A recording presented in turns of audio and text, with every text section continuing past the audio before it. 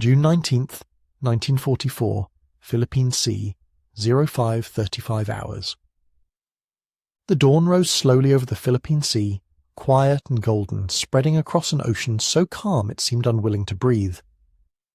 On the deck of the Japanese carrier Taiho, flagship of Vice, Admiral Jisaburo Ozawa, men moved with practiced rhythm. The metallic clang of tools mixed with the smell of oil and salt as mechanics checked. The A6M0 fighters lined in perfect rows.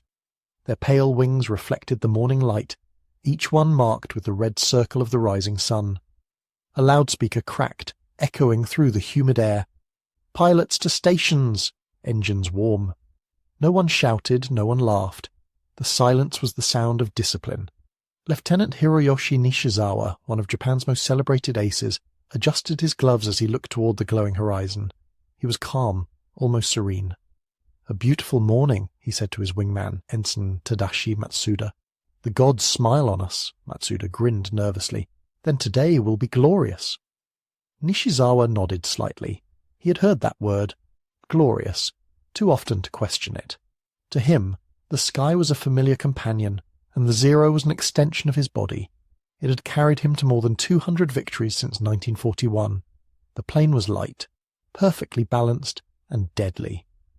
The Americans, he often said, built airplanes like factories built machines, strong but soulless. "We," he told his younger pilots, "fly with spirit." Below deck, Commander Toshio Kusaka studied the map of the Philippine Sea, his pencil hovering above a cluster of red and blue pins. "3 carrier groups," he murmured. "They'll strike from the east." His aide nodded, but Kusaka's expression remained tight. The reports were grim. Fuel reserves almost gone, radar unreliable, pilots inexperienced. Most of the veterans from the early days were dead or missing. The men now sitting in those cockpits were boys who had barely finished training. Still, the high command in Tokyo called this offensive decisive, a chance to destroy the US Pacific Fleet and save the Marianas. The order from Admiral Toyoda had been simple. The fate of the Empire rests upon this battle. At 05:35 the klaxon sounded. Pilots strapped in, mechanics sprinted across the deck, the roar of engines shattering the morning calm. The vibrations rolled through the steel hull, rattling loose tools and hearts alike. Nishizawa climbed into his cockpit, lowering the canopy with a sharp click. He glanced once toward the bridge where Kusaka watched through binoculars, then back to the rising sun. Over the radio came the order, "First wave, prepare for launch." A flag dropped. "Go!" The first Zero rolled forward, wheels hammering against steel before leaping into the air. Another followed, then another, the deck filled with wind and flame, propellers slicing the air into white ribbons. From above, the carrier looked like a living machine, disciplined, flawless, unstoppable. The sailors below cheered as the fighters climbed into the glare of the new day. For a fleeting moment, it felt like the old war again, when Japan had ruled the Pacific and victory was a matter of will. Hundreds of miles to the east, aboard the USS Lexington, Commander David McCampbell watched the same sunrise through binoculars. Behind him, radar screens glowed faintly green. "Large formation inbound," a voice said. McCampbell nodded. "We'll meet them in the sun." His men stood beside their new Grumman F6F Hellcats, engines rumbling like distant thunder. The Hellcat was not beautiful like the Zero. It was heavy, square, built from armor and power. It could dive faster, climb higher, and survive hits that would shatter a Japanese fighter. McCampbell trusted it completely. "They think we're slow," he told his wingman. "Let them." As the Japanese formation climbed through 15,000 feet, Nishizawa's voice came over the radio. "Remember, we strike hard and we strike first." Laughter followed, easy and confident. They still believed the Zero was unmatched, light as wind, swift as thought. They didn't know that radar-guided fighters were already rising to meet them, that their enemy could see them long before they were seen. Back aboard the Taiho, Kusaka watched the last fighters disappear into the sunlight. The wind had shifted, carrying the faint smell of fuel and heat. "Strange," he said softly. "It feels heavy today." No one replied. The sea stretched endlessly before him, shimmering with false calm. Beyond that horizon, history waited, invisible, inevitable, and already turning. By dusk, the Pacific would burn with falling wings, and the legend of the Zero, the pride of Japan, would vanish into smoke. For now, only the sound of engines filled the air, fading higher into the brightening sky, where confidence still flew unbroken. In the weeks leading up to the battle, confidence had become Japan's last resource. Newspapers in Tokyo printed headlines filled with fire and pride. The Empire will strike a decisive blow. Posters showed sleek silhouettes of Zeros diving through the clouds, their pilots smiling, fearless, untouched. Radio broadcasts repeated the same message, that the Japanese spirit, pure and divine, would overcome the material strength of the enemy. The Americans rely on machines, one announcer said. We rely on courage. It was a sentence that had echoed through every campaign since Pearl Harbor. For men like Lieutenant Hiroyoshi Nishizawa, it wasn't propaganda, it was the truth. He had lived it. He had watched Zeros carve through clumsy American Wildcats and outdated P-40S, seen them fall burning into the Pacific while his own plane floated effortlessly above. The idea that the new American fighter, this so-called Hellcat, could change that seemed laughable. A heavier plane cannot outfly a lighter one, he told his squadron. That is the law of the sky. On board the Taiho, morale was high despite exhaustion and hunger. The decks were clean, the aircraft polished. Young pilots, many barely 20, joked as they checked their instruments. We'll be home for the festival, one said. I'll bring back souvenirs from Saipan. They laughed because laughter was easier than silence. Most had never seen combat, but they carried stories of glory from their instructors, men who had fought at Midway, the Coral Sea, the Indian Ocean. Those veterans had told them that a Japanese pilot was worth 10 Americans, that the Zero was faster, lighter, and built with the soul of the samurai. In the ready room, a flight officer repeated those same words as if they were scripture. Remember, he said, pointing to a map, the Americans depend on numbers. We depend on skill. Victory belongs to the one with heart below deck. Commander Toshio Kusaka heard the speech and said nothing. He respected their spirit, but spirit didn't refuel aircraft and it didn't repair engines. The pilots would fly with pride, yes, but also with half-empty tanks and radios that crackled more than they worked. Kusaka knew their radar was primitive compared to the enemy's.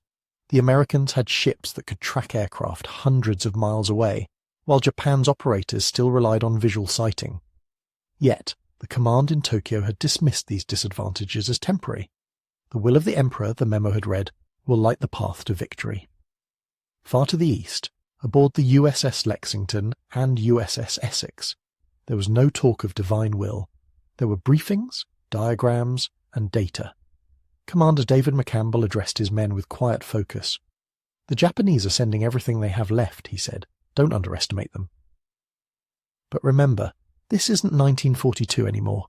You have the better aircraft, the better radar, and the better training. Trust your instruments and trust your wingmen. His voice was steady, practical. Around him, pilots studied recognition charts of the A6M0, its silhouette, its weaknesses. Avoid turning fights, McCampbell reminded them. They want you to turn. Instead, dive, roll, climb, make them chase where they can't follow.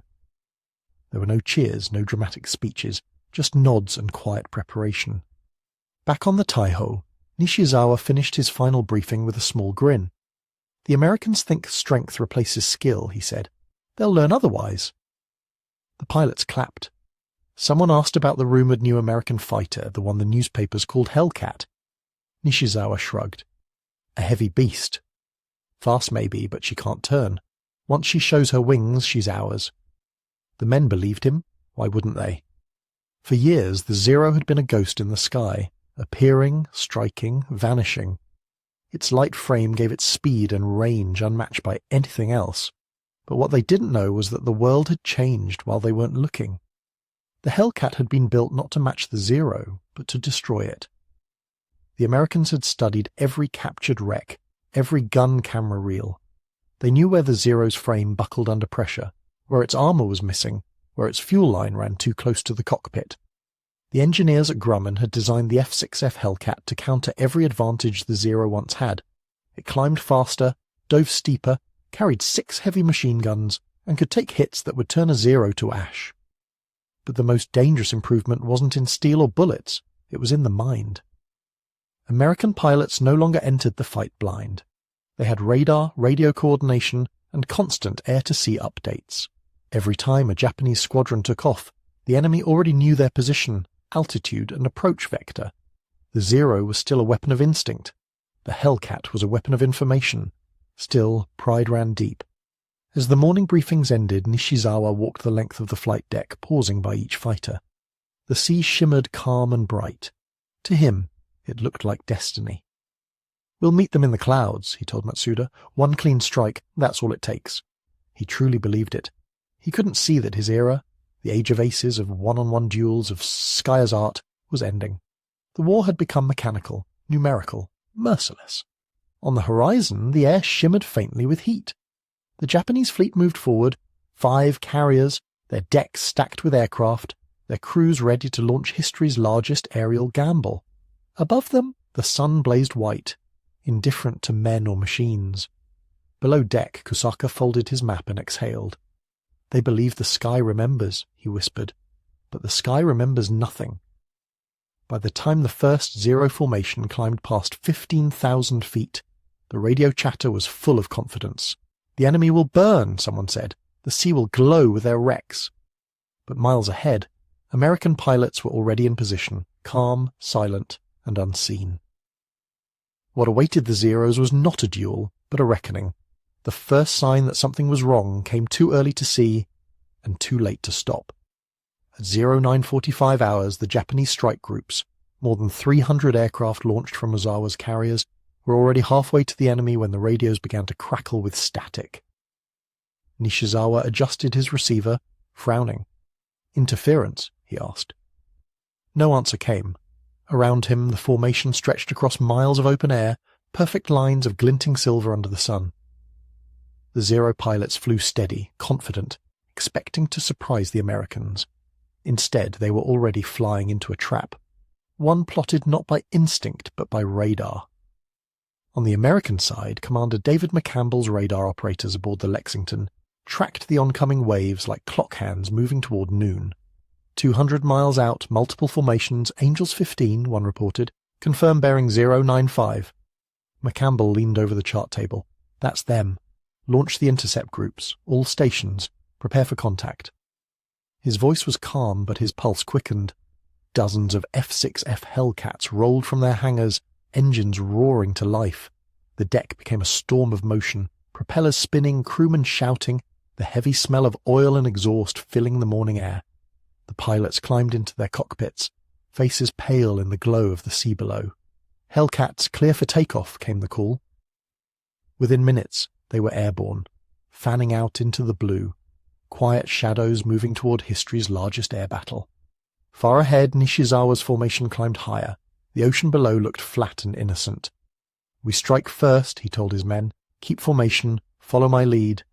He felt the Zero's light frame respond to every movement, its engine smooth and eager. The sun glared hard in his canopy, and he squinted against it. To his left, Matsuda flew tight and steady, the faintest smile visible beneath his oxygen mask. "It's beautiful up here," Matsuda said. "Like before the war." Nishizawa didn't answer. His instincts, the same instincts that had saved him countless times, were whispering something else. The air felt wrong. He couldn't see them, but something was waiting. At 10:03 hours, the trap closed. Out of the glare of the sun, the first Hellcats appeared, dark, fast, and silent until they were already diving. The attack came not as a charge, but as a storm. The American fighters split into pairs, dropping out of the sky like hawks. Their 6.50 caliber guns opened fire at once, the air filling with streaks of orange light. "Enemies above!" someone shouted over the Japanese radio too late.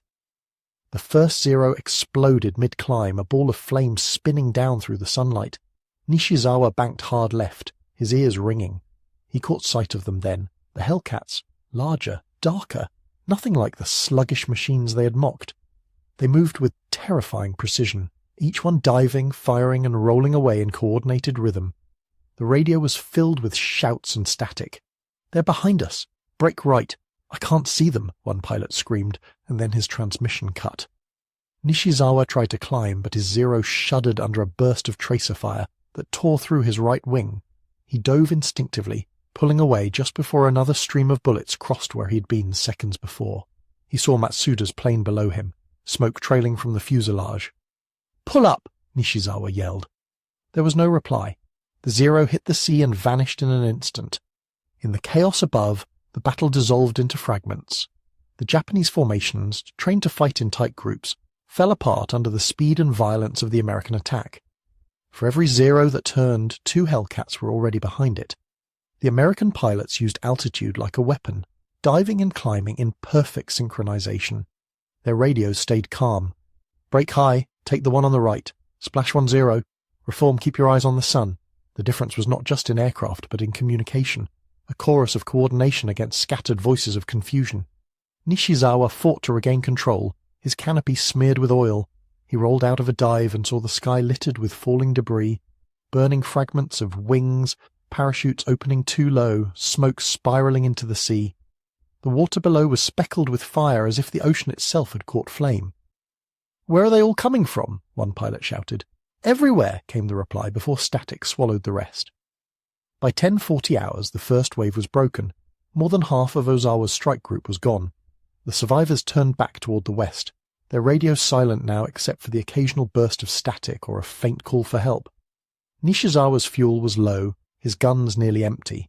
He leveled his wings and looked down. The sea glimmered, endless and indifferent. For the first time, he felt something colder than fear, doubt, the kind that hollowed the air inside his chest. "They were waiting for us," he whispered. They knew. As he limped back toward the fleet, the horizon ahead was streaked with smoke, columns rising where Japan's other carriers had been found and struck. The sunlight had turned harsh and colourless, and the once clear sky was now a battlefield of ghosts. Nishizawa's radio crackled once more, a voice faint and broken. "This isn't war. This is slaughter." Then silence again. By noon, the Pacific had changed hands. The air that once belonged to Japan now roared with Hellcats. The laughter, the faith, the certainty, all gone, scattered across the waves. For those who survived, the realization came slowly. The Zero hadn't just lost a battle. It had lost its time. The world had moved forward, and they hadn't noticed until it was already too late. By the afternoon of June 19th, the numbers had begun to tell the story that words could not. In a single day, the Japanese Navy had lost more than 300 aircraft, the equivalent of its entire carrier air strength. On some ships, only a handful of planes returned. On others, none. The ocean that morning had glittered with sunlight and confidence. By evening, it was littered with wreckage, oil slicks, floating wings, and life vests drifting in silence. It would later be called the Great Marianas Turkey Shoot, a name that captured the cruelty of imbalance. For every Hellcat lost, more than 20 Zeros fell. The mathematics of war had finally caught up with faith. The scale of the disaster was something even the Americans hadn't expected. On the USS Lexington, Commander David McCampbell landed after 6 hours of combat, his aircraft streaked with smoke and oil. His crew counted 7 confirmed kills, and his voice, steady as always, broke only once when he said quietly, "They just kept coming." The enemy had arrived in perfect formations, just as they had been trained, but they had flown into an airspace ruled not by instinct, but by instruments. American radar tracked every squadron. Communications flowed across carriers with flawless clarity. The Japanese had come in waves of courage. The Americans answered in waves of precision. Every Hellcat in the air that day was part of a machine larger than any one pilot. Each carried nearly a ton of fuel, 6 Browning .50 caliber guns, and self-sealing tanks that refused to burn. Behind every flight was a chain of logistics stretching thousands of miles. Factories in California and New York, fuel depots in the Marianas, radar ships positioned in perfect relay. The system was vast, coordinated, relentless. Japan's pilots fought with valor. America fought with production. For every plane the US Navy lost, another was already waiting to replace it. In Japan, such numbers were unthinkable. The Zero, once built in secrecy and pride, now came from workshops struggling to find aluminum and fuel. Production of the S-6M fighter had peaked in 1942, but by 1944, resources were gone. Factories relied on recycled metal, wooden fittings, and untrained labour. Each new aircraft was weaker than the last. The Navy still spoke of spirit, but the machines no longer matched the words. One Japanese officer later wrote, "We had pilots without fuel, fuel without planes, and planes without hope." By the end of that week, American reports listed 373 Japanese aircraft destroyed. Only 29 Hellcats had been lost. The arithmetic was too stark to ignore, a ratio of more than 12 to 1. Admiral Raymond Spruance, calm as always, noted in his journal, "Enemy air no longer an organized threat." The Japanese High Command, reading the first intercepted radio summaries, refused to believe it. They had always trusted that courage could correct numbers, but courage, for all its beauty, could not climb against radar-guided formations and overwhelming firepower. On the carriers that still floated, the young Japanese deckhands watched as the few surviving planes returned, bullet-riddled and fuel-starved. Some came in with dead pilots still strapped to their seats, hands frozen on the controls. Others circled helplessly until they ran out of fuel and fell silently into the sea. Nishizawa's squadron had launched 18 aircraft that morning. 4 came back. He landed on fumes, his wheels touching down so hard the frame nearly collapsed. When he opened his canopy, he didn't speak. He just looked across the deck, empty now, except for twisted metal and stains of oil spreading in the wind. In the command room, Kusaka reviewed the losses. His hand trembled as he wrote the numbers down, one column after another. 312 aircraft destroyed, over 200 pilots missing. His pencil broke on the page. "We've lost the air," he whispered. Ozawa, standing beside him, said nothing. Outside, the smell of burning fuel drifted across the deck. The carrier Shikaku was gone, hit by torpedoes, torn apart by fire. The Taiho herself was dying, crippled by an accidental internal explosion. The proud fleet of Pearl Harbor was sinking under its own legend. Even for the Americans, the victory carried a strange quiet. McCampbell later wrote, "We didn't cheer. It didn't feel like triumph. It felt like ending. The Hellcats had done their job with efficiency, not glory. They had turned the sky into an equation, stripping combat of romance. Each battle was recorded, analyzed, and improved. Numbers became doctrine, and doctrine became dominance. In Tokyo, few yet understood that the war in the air was already lost. By nightfall, the Philippine Sea glowed faintly with fires still burning on the water. The ocean rolled, carrying fragments of wings and names that would never be spoken again. Somewhere in the dark, Nishizawa sat on the deck, helmet in his hands, staring at the smoke rising from what had been his world. He had believed that mastery came from instinct, from the heart of the pilot. Now the truth lay around him in pieces of steel. "We fought the enemy," he said quietly to no one, "but they fought for the future." In the quiet after the battle, words replaced gunfire. The men who survived wrote not reports but fragments, letters home, short diary entries, half-finished notes left in pockets. The pilots who had laughed that morning were now voices on thin paper. On the carrier Zuikaku, one young pilot named Haru Sato wrote a single line before lights out. "The sea swallowed my friends as easily as the sun sets." He had flown his first mission that day and seen nothing but smoke. Another pilot, barely 19, filled a scrap of notebook with shaking handwriting. "The Americans didn't fight us. They erased us. Their planes came from the clouds and vanished.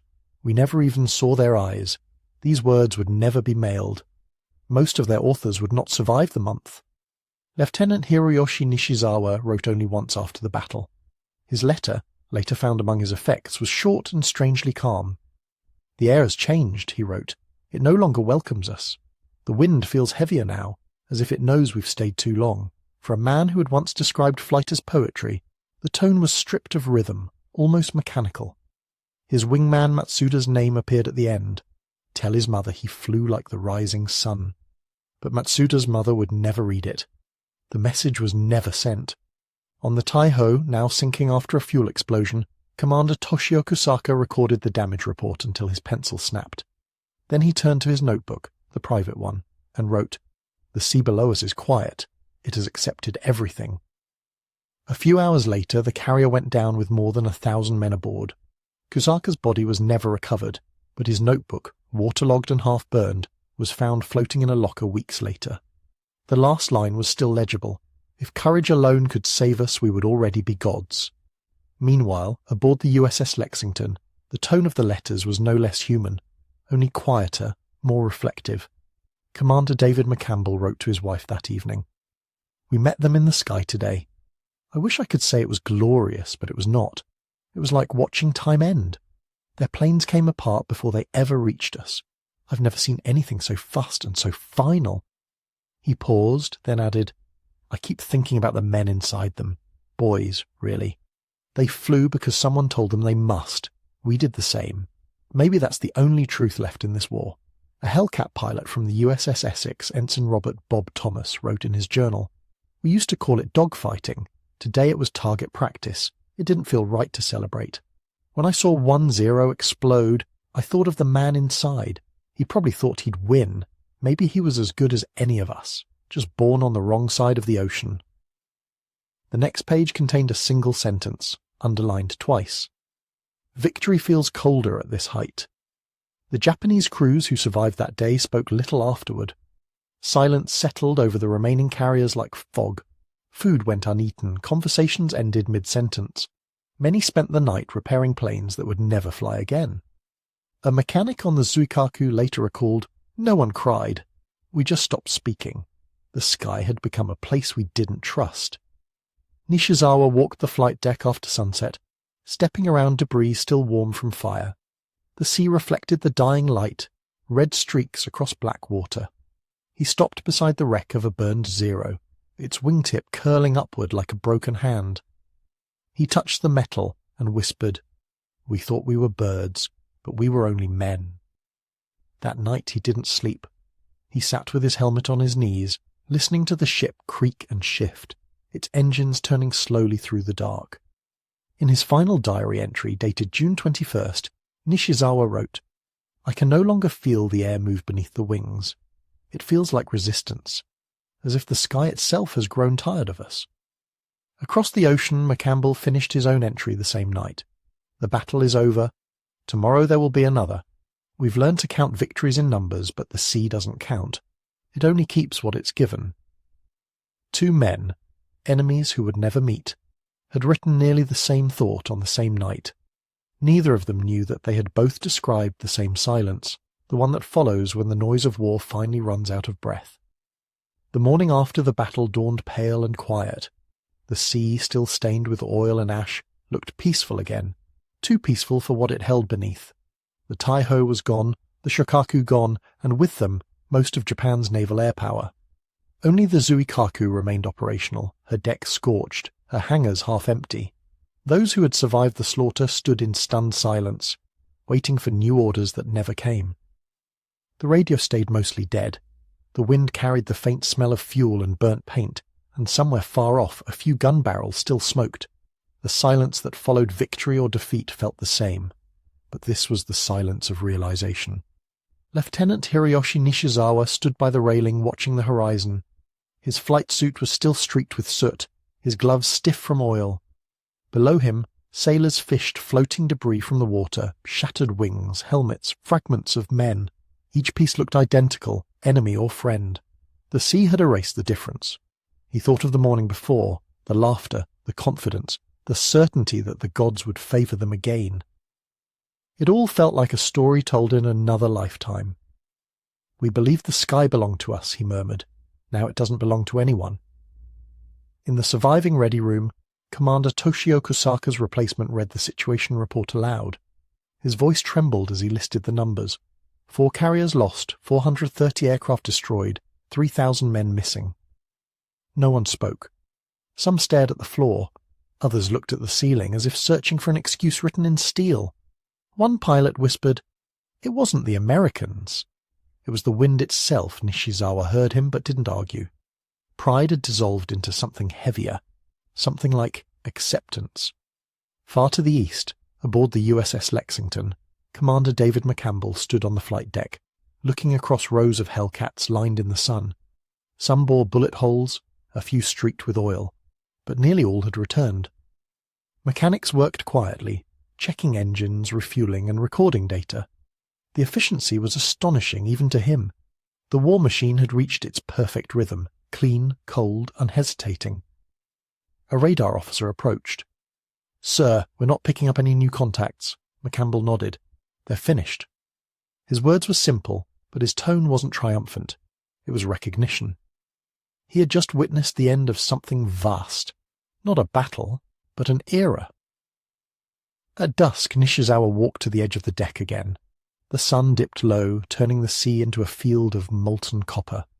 He looked down and saw his reflection distorted in the ripples, a face both familiar and foreign. Maybe we were never invincible, he said to himself. The air that once felt light now pressed heavy against his lungs. Around him, the remaining crew went through their routines in silence, performing duties that no longer led anywhere. Messages from Tokyo still spoke of hope, of regrouping, of destiny, but those words no longer landed. They drifted past like static on a broken radio. Later that evening he sat by the wreckage of a damaged Zero. The mechanics had stripped it for parts, leaving only the frame. He ran his hand along the wing, feeling the metal, thin, fragile, full of holes. He realized how easily it had always been destroyed, how its beauty had deceived them. We trusted perfection, he thought, but perfection doesn't forgive. Across the ocean, McCampbell wrote his report by lamplight. The numbers were precise, detached. Aircraft counts, fuel usage, ammunition expended. Yet beneath them, he added one quiet sentence. They fought as bravely as any men I've seen. But bravery without tools is suicide.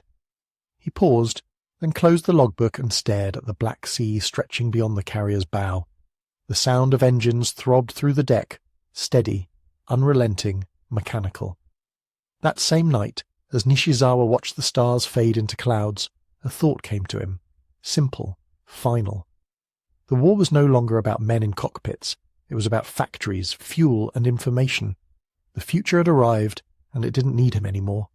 He looked out at the horizon, where the line between sea and sky had vanished, and whispered, "We flew too far into yesterday." Then he turned away, leaving the ocean to its silence. By the time the last fires died out, there was almost nothing left to repair. The Philippine Sea had already taken what it wanted: ships, men, and faith. The surviving Japanese carriers drifted west under low clouds, their decks nearly empty. Silence ruled the corridors where once there had been motion and command. The smell of fuel still hung in the air, mixed with salt and ash. Crewmen moved without speaking, collecting debris, folding tattered flags, washing the decks that had become cemeteries. The sound of the waves against the hull was the only rhythm that remained. Lieutenant Hiroyoshi Nishizawa spent most of the next day alone. His uniform was wrinkled, his eyes hollow from sleeplessness. He had lost his wingman, his squadron, and the illusion that mastery of the sky meant ownership of it. The horizon stretched flat and colourless in every direction. For the first time he found it difficult to look upward. Every cloud reminded him of what had fallen through it. On the lower deck he passed the wreck of a Zero that had been dragged back from the water, the nose crushed, the wings black with soot. Someone had placed a single white glove on the fuselage like a token of apology. He stopped, touched the metal and whispered, "You flew beautifully." In Tokyo, radio broadcasts described the battle as a victory. The announcers spoke of heroic sacrifice, of enemy losses far exceeding ours. But on the ships, the truth had no poetry left. The men knew they were no longer fighting for the empire, but for endurance. For days, maybe weeks more at sea, messages from command grew shorter and vaguer, their language stripped of certainty. The proud voice of the Imperial Navy, once full of fire, now sounded thin and tired. Across the ocean, aboard the USS Lexington, David McCampbell read his official commendation without emotion. The US Navy would call the engagement a decisive victory, but the pilots felt no celebration. In the wardroom they spoke quietly, almost guiltily. They never had a chance, one said. It wasn't a battle, it was execution. McCampbell didn't disagree. He had looked into the wreckage from his cockpit and the parachutes that never opened, the burning dots falling into the sea, and realized the war had stopped being personal. "It's not men we're fighting anymore," he told his crew, "it's momentum." As night fell, the Japanese fleet continued its slow retreat toward Okinawa. The stars came out one by one, reflected in the calm water. Nishizawa leaned on the railing and stared at them, each reflection trembling in the waves. He thought of the friends he had lost, of the early days when the Zero had been their pride, when flight had still felt like freedom. The wind was cool and salt-heavy. "We once believed the sky would remember us," he said quietly, "but it remembers nothing." At dawn, the surviving sailors held a small ceremony. There were no priests, no banners, just a single bell struck 3 times for the dead. A few men bowed their heads, others simply looked toward the east, where the sun was rising over the same indifferent sea. When the ceremony ended, they went back to work, cleaning, writing logs, pretending the war still had shape.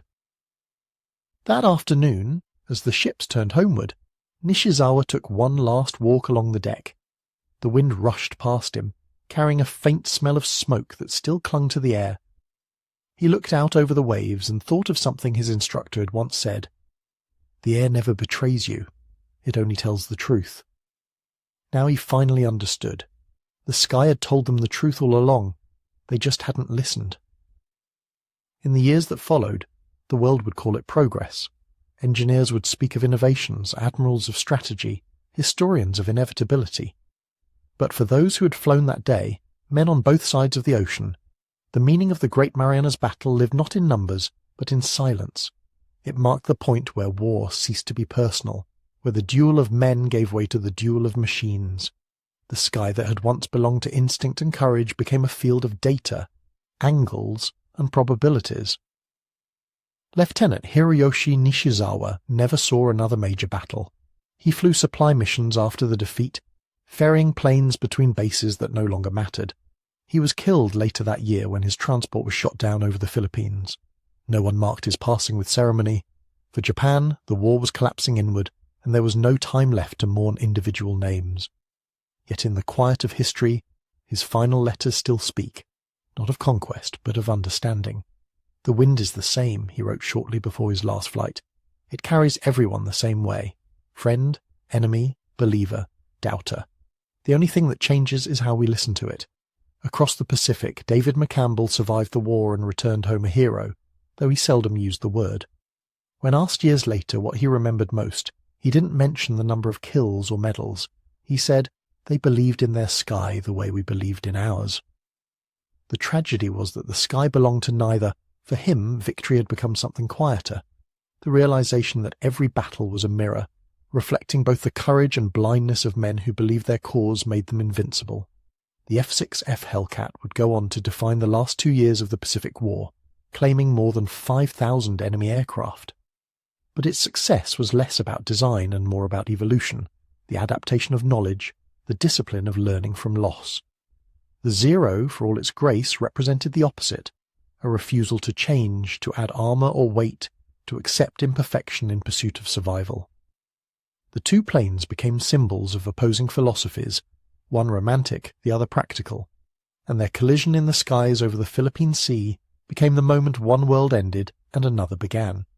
Today, historians call it technological superiority, but the truth was simpler. The Americans had learned to see before the enemy arrived. The Japanese had learned only to believe. The difference was not courage, but time. And time, once lost, cannot be reclaimed. As the sun sets over the Pacific now, its reflection stretches across the same waters where so many fell. The sea gives no sign of memory, yet somewhere beneath its surface lie the remains of both victory and loss, indistinguishable from one another. In that silence rests the lesson of the battle, that progress always asks for faith to die before truth can rise. The story of the Hellcat and the Zero is not about who won, but about what ended. The age of flight as art, as glory, as legend. What began as laughter over the simplicity of a new enemy ended as silence over the complexity of survival. And above it all, the sky remains, endless, indifferent and unchanged, waiting for the next generation to forget what it once taught so clearly.